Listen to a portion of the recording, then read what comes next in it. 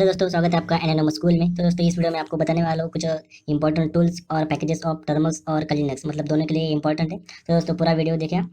और दोस्तों, इस प्लेलिस्ट को आपको सेव कर लेना है, जिस जो प्लेलिस्ट है ईदी कनेक्टिंग विद एंड्रॉइड कोर्स की।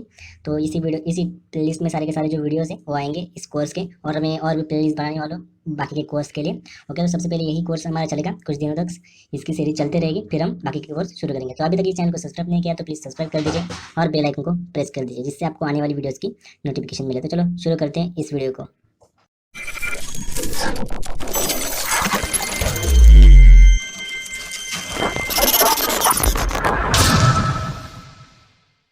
तो दोस्तों, पिछले वीडियो में हमने देखा कि कैसे हम थर्मस से स्टोरेज को एक्सेस कर सकते हो, एसडी कार्ड को कैसे एक्सेस कर सकते हैं, और हमारा जो भी एक्सटर्नल स्टोरेज होगा तो उसको भी कैसे एक्सेस कर सकते हैं, वो हमने पिछले वीडियो में देखा।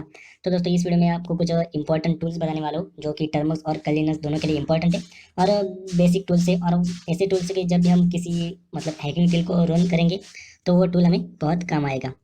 दोस्तों, चलो देखते हैं कि ये कौन से टूल्स हैं और कैसे इंस्टॉल करना है। तो इस वीडियो में आपको बताऊंगा कि ये टूल कौन से और कैसे इंस्टॉल करना है। अगर वीडियो बड़ा हो जाता है तो मैं अगले वीडियो में बताऊंगा आपको कि टूल्स को कैसे इंस्टॉल करना है, क्योंकि ये बहुत ईजी है, आप आसानी से कर सकते हो। इस ब्लॉग को देख के भी आप कर सकते हो। तो दोस्तों, इस ब्लॉग को अभी तक फॉलो नहीं किया तो प्लीज़ फॉलो कर दीजिए, कि जिससे आपको जो भी मेरी नई पोस्ट आए उसकी आपको नोटिफिकेशन मिले और मैसेज आए। तो चलो शुरू करते हैं इसको। तो यहाँ पर आप रीड कर सकते हो। ओके, तो आपको कुछ रिक्वायरमेंट्स लगेगी, मतलब रिक्वायरमेंट्स तो लगेगी इस टूल को रन करने के लिए। तो ये हमारा एंड्रॉइड से कोर्स है, तो हम यहाँ पर टर्मक से ही सब कुछ देखेंगे।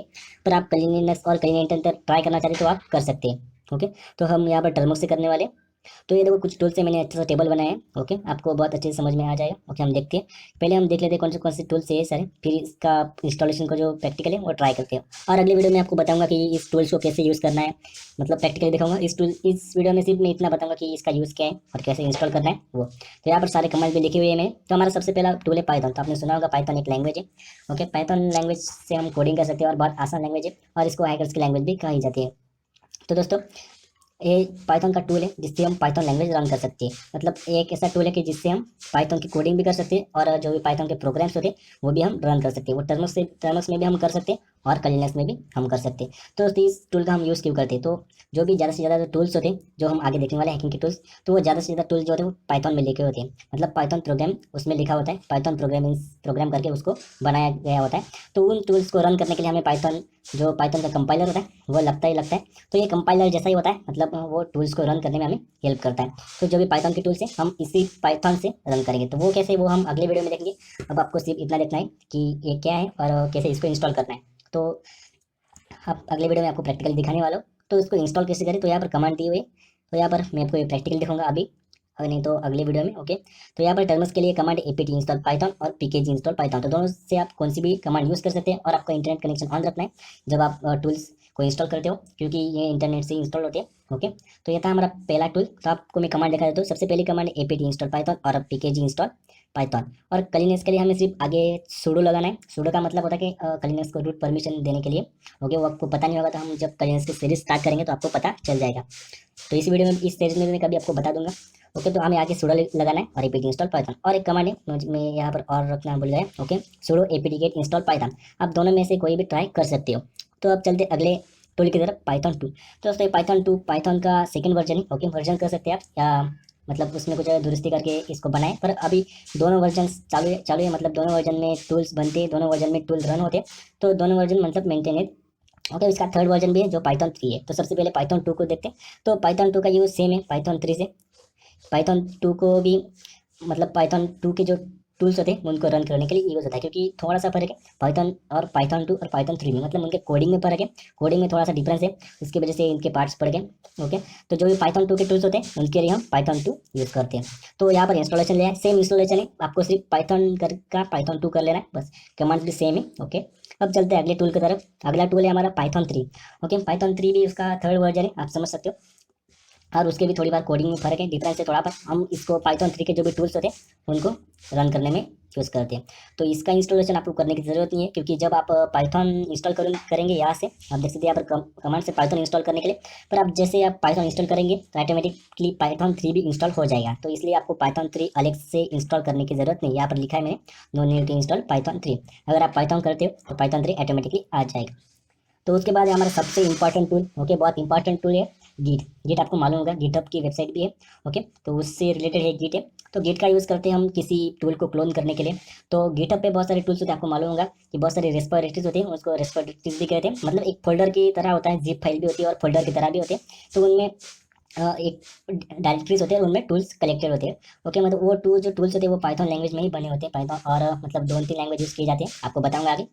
ओके, तो वो जो टूल्स होते हैं वो क्लोन करने के लिए डायरेक्टली टर्मक्स और लिनक्स, आप लिनक्स यूज़ करते हैं तो डायरेक्टली वहाँ पर क्लोन करने के लिए मतलब कॉपी और आप डाउनलोड भी कर सकते हैं।